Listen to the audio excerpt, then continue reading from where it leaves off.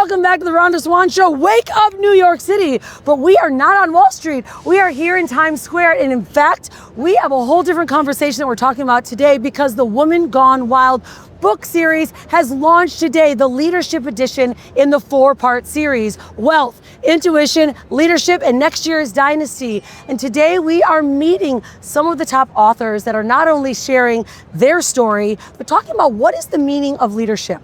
Where are we going today? How are women leading now, not only in their families, but in their communities? And how are we leaving an impact on the world? In fact, my first guest is Missy Kelly. She is the CEO and founder of Cat Tongue Grips. She's also the CEO and founder of Born for Impact, which is a global movement not only inspiring women to shift and to change their lives, but to leave an impact on the world. So let's go meet Missy and learn what she's got to say today. Missy, welcome to Times Square. So happy to be here. Oh my gosh, it's been a journey, right? It sure has. In fact, you and I have been here before. We were on Wall Street, but now we're in Times Square in a whole different reason, right? Our book is launching. Women Gone Wild. And yeah, we're talking about leadership. So let's talk about that, Missy. What does leadership mean to you? And what did you write about in your chapter to not only inspire the audience, but to move the needle on what we're doing today in the world? Well, my journey with this book started with you 2 years ago. It's meeting you in, of all places, Nepal. Yes. And just, you asked me to be in the book, and it really has been a journey. It's been a journey of self-reflection.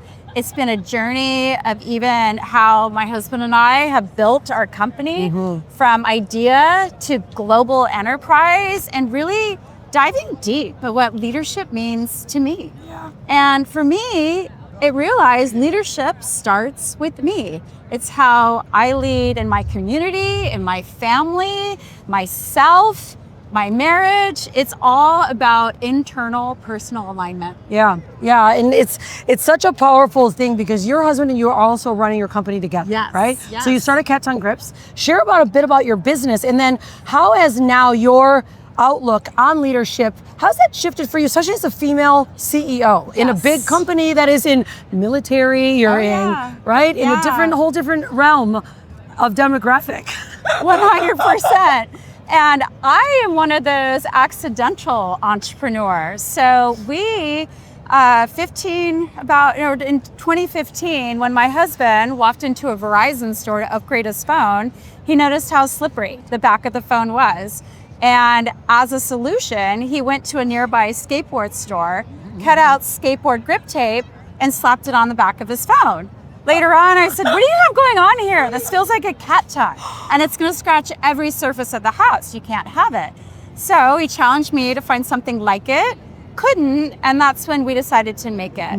So we went on a journey to source a manufacturer, and we created a material that, fast forward to today, is transformed from a phone grip to a material that is used for safety, for people, facilities, for people with disabilities, aging in place, home medical, military, all of these different platforms and channels that the product has found her way into. Yeah, I love so it. As you mentioned, for me, I needed to grow into the leader I am today to be an energetic match for what the company wanted to do, where this product wanted to go. So it really started with myself, my mindset, and that's how I created Born for Impact, because I want to empower female entrepreneurs to be able to break through those glass ceilings, because it's only what we put on ourselves. Yeah.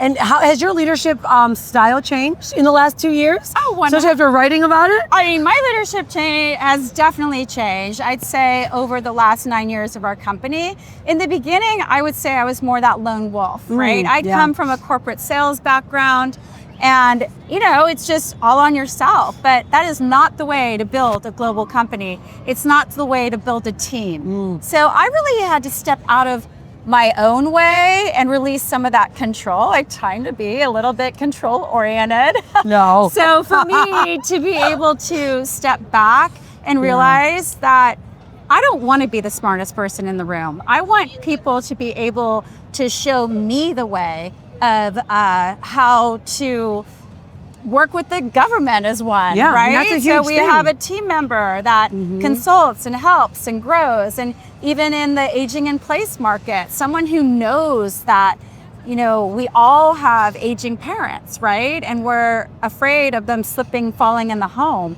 And that is the end of independence. So our product really helps people in their home from slipping and falling and keeping that independence. And that was a team member bringing that idea to us. And then now it's just found its way. Yeah, I mean, what I'm hearing is that you really country. also learned how to trust others, right? And trust myself. And trust yourself. Trust talk about that, myself. right? Because what happens oftentimes, us as women especially, we second guess ourselves. We think, oh, well, maybe the men know better. Why do we do that to ourselves? I would say in the beginning for myself, I really had to get over that imposter syndrome. That I had the ability and I would not be given this opportunity by God, by universe, by whatever higher power you believe in, to be able to take this product to the world. So I had to step into that leader. I had to build that confidence. I had to build the mindset to step into the role of a global CDO. Yeah. And what is the message that you have, especially for young women? Right? Because I feel like we are making a big transition between the way we parented, like as mothers, into our next generation. And these new generations, they think very differently. And, you know, oftentimes, you know, especially as parents, right? You and I have daughters, and it's like, you know, support or even making them feel uncomfortable is turned into trauma in many generations. You touched on it. It's that trust. It's that inner trust and guidance. Trusting your intuition. And I would say, with my husband, but I'm speaking on my side, every move I have made in this company has been intuitively guided. And sometimes my team will look at me and I mean, we do need the numbers and the data. That is for sure. And there are people on the team for that. But for myself, it's really trusting that inner guidance and not second guessing. When you get that spark of opportunity, that's that time to take that action. That's the time to pick up the phone, to send the email, to start moving forward on an idea. And that's how we have been able to innovate all the different products that we have in our line. Well, you know, I feel that oftentimes, like, men get very analytical, right? You touched on this intuition. Now, that doesn't get talked about often in business. No, however, it doesn't. It's probably the one guiding light. It's my North Star for the way I do things and the decisions that I make.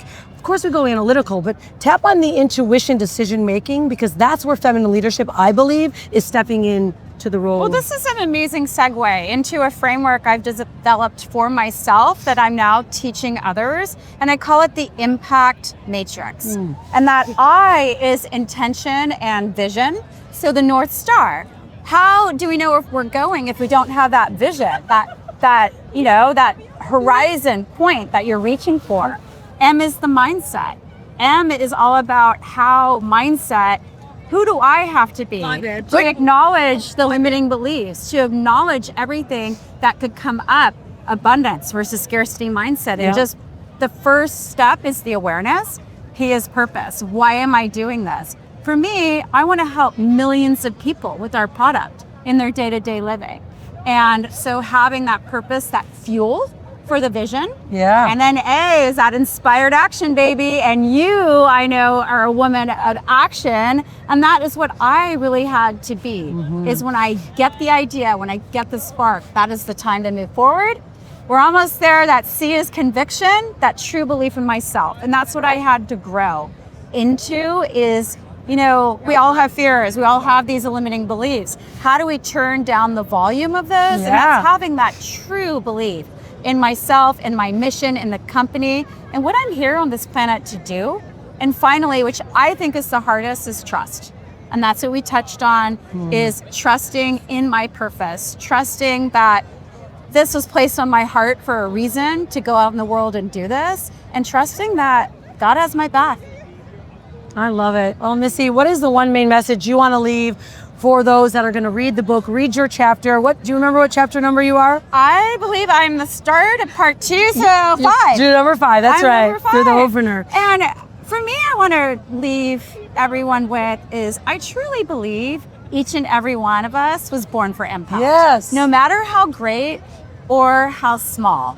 So go out in the world, be bold, be wild, be you, and make an impact. And don't forget to download the book. Download the book. Yeah, pre-order the book now. It's available not only in Barnes & Noble, Amazon. You can pre-order the book right now. Go to wgwbook.com. And if you're in LA, we're having a big old party on May 12th. Rooftop. In the rooftop at the Godfrey Hotel in partnership with our friends Jenna.